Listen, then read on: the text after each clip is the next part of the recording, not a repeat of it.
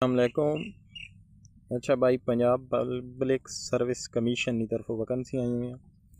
Chief minister inspection team, assistant director inspection, तादाद 22, उम्र मर्द 22 तो 33 साल, औरत 22 तो 36 साल, तैलीम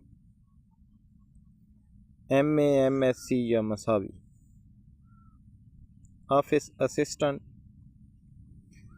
तादाद 82, मर्द उम्र 22 तो 33 साल, ख़वातीन 22 तो 36 साल, तालीम MA MSc या मसावी। दरख्वास्त देने का तरीक़ाकार ऑनलाइन अप्लाई। बैंक फ़ीस 615 रुपये। आखिरी तारीख 3 सितंबर 2026। किसी भी करीबी मीडिया सेंटर तो पंजाब पब्लिक सर्विस कमीशन की वैबसाइट से अप्लाई कर सकते हैं।